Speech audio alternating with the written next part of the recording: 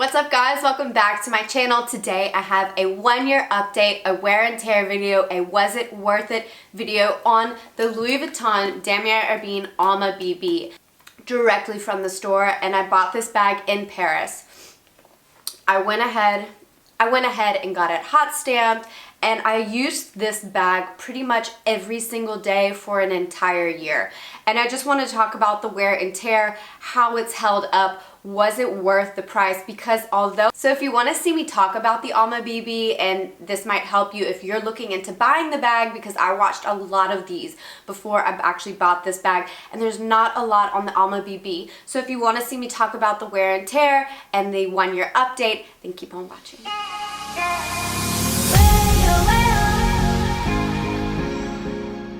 Guys, so starting right off on this video, this is specifically the wear and tear for the Damier Ebene. I picked this bag because I knew that I wanted a bag that was going to last me a really long time. This was my first luxury piece from Louis Vuitton, and I really wanted to make sure that all my money was going towards a bag that was going to last me a really long time. This one is going to stay looking new. The Damier Ebene stays looking new. Nothing on it patinas. It is all treated leather. You can wear it in the rain, in the snow, in the sun. It can really stand the beating.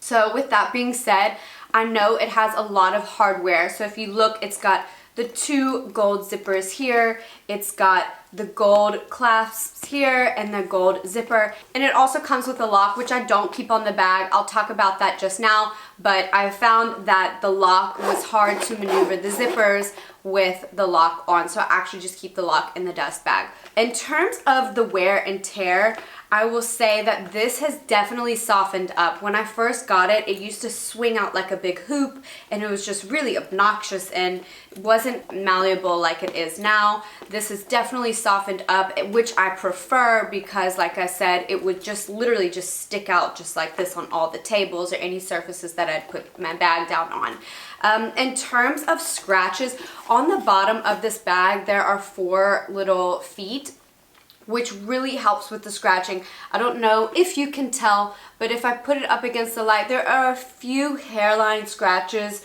just purely from wear and tear, but overall I have no scuffing on the bottom of the bag. And I'll say that I kind of babied it at first, you know, only took it out on special occasions and things like that, but then I just kind of realized, look, I'd spent all this money on this bag, I'm gonna freaking wear this freaking bag.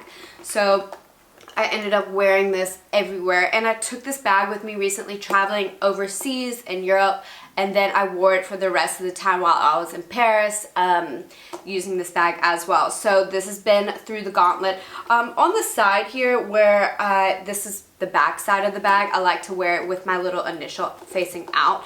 This side of the bag that brushes up against my body, I'm seeing now in the light, there are a few faint hairline scratches here on the leather, probably from, you know, some hardware on my jeans or something, friction rubbing up against my jeans. But in general, the handle has, if I'm looking at the handle now, there is 1 scratch on this handle that I didn't notice. It could probably be putting it on and off through my arm and brushing up against either my jewelry or my watch. That is very common with these top handle bags. But in terms of cracking, I know a lot of people really worry about cracking. Mine is not cracked at all. I don't know what these people are talking about or where they're buying their bags, but mine has not shown any signs of cracking. The leather is still really moisturized and really well treated, and I have just been really surprised that it looks basically like it did the day that I bought it. Yes, there is some scratches here and there, but there is no cracking on the canvas. There's no cracking of the leather. I will say that the little doe feet, if you can tell, there is a little bit of wear of the gold brass. I'm gonna just bring it in closer so you can really tell what I'm talking about now.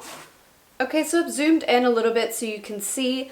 It's really hard to tell in the light, but on the bottoms of these feet, there is a little bit of wear where the brass has worn off. But other than that, the inside of the bag still looks brand new. I mean, I have put everything in the kitchen sink inside of this bag, and it's really actually opened up a lot more. It was really stiff when I first got this bag, but the gussets on the side are still intact. There is no fraying or anything coming undone from the stitching that they've done on this bag.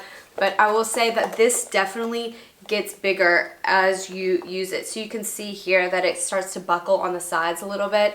That's just purely because I have overstuffed this bag and just used this bag to death. But the zipper is still really smooth, as you can tell, and I have really gotten so much use out of this bag. Even though it is one of the more expensive bags that I own, I will say that it was definitely worth the investment. Now, I know that this was a very kind of a fad bag at the time, these mini bags. I still think that the mini bags are really in style right now, and I don't think that they're going anywhere anytime soon. As you can tell on my channel, I'll link it above, I just got a Gucci Super Mini Marmot, which is even tinier than this bag. So I think that the mini bag is here to stay. I don't think anything is happening to that trend. So in terms of selling this bag, I don't think I will be selling it. One, just because it was my first bag that I bought from Louis Vuitton at the flagship store. And two, because I think this bag is still really current and trendy. So I don't think that I would ever be willing to separate from this bag. Maybe if something better came along that I really wanted to save up for, I would. But as you know, as soon as you hot stamp your bag, it depreciates the value or really narrows your market. So if you're wanting to sell it on a site like Fashion File or on a Facebook page, you're really narrowing your market by hot stamping your piece. But I hot stamped this piece with the intent that I'm going to wear this bag and keep this bag. I was not going to sell this bag. It's got sentimental value to me now. I've taken it everywhere with me, and it has proven, this bag has proven to me that it can be traveled with. And I'm not talking about traveling on a first class jet or whatever. I'm talking about shoving this bag under the seat in coach and going on the trains and being pushed up against on trams and the subways and walking with it for miles and miles and miles, and it really has just held up so well. And I love the versatility of this bag as well. If you don't already know, these straps do come off, and then you can hold this bag as the classic Alma, you know, with the top handles, so you can hold it like this or in the crook of your arm or whatever, or you can add the straps back on and wear it crossbody. That's how I always wear it when I'm traveling, because then I have my hands free. But it's a great bag when you're traveling because yes, you can have it hands free like this during the day, but at night then you can kind of have your little date night and feel a little bit special. I still am lucky enough that I have not lost my dust bag. I think that is a crucial part of keeping your bags in good nick.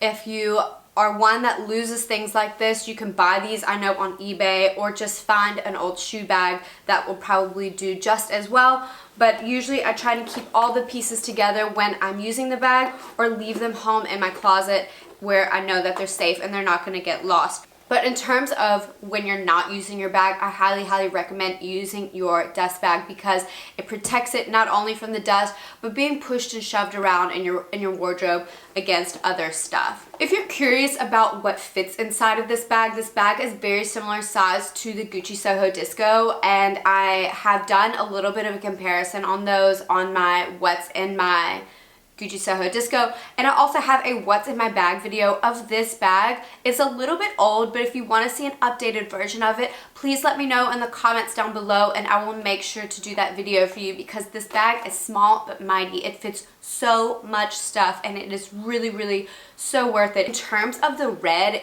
also, if you're curious, I keep a damier azur item in here nearly all the time, and not one corner has turned pink. I know a lot of people, I've heard on their YouTube channels, when they're doing reviews on stuff, especially on damier or bean stuff, they say that the red actually wears off onto their white pieces, and they actually will show you that they've got a little bit of pink on their corners. I've not had that happen to any of my damier azur stuff. I've kept my agenda in here, my damier azur agenda, and then I also keep my damier azur key clay in here. So nothing has happened to my pieces. And I'll say don't be afraid of the damier ebene if that is something that is holding you back from it. This is just such a cute bag though. I mean, it really is cute. If you're curious about my size, my height, that kind of stuff, I am 5'2" and I'm a petite build, so this is a great bag if you are petite. And I even know girls who have this bag who are about 5'7", so it really works for everyone if you like the mini bag look and it's not too overpowering. Alright guys, thank you so much for watching. I hope this video was informative. It helped you understand the bag a little bit better. If you're looking into buying this bag, I hope this helped with your decision. If you want to see more videos like this, please give this a thumbs up. It'll let me know what kind of content that you're looking for on my channel. And I appreciate all of you who come back and watch me week to week. It really means a lot to me. Subscribe if you're new. I make new videos every week. My name's Caroline, and I will chat to you on the next one.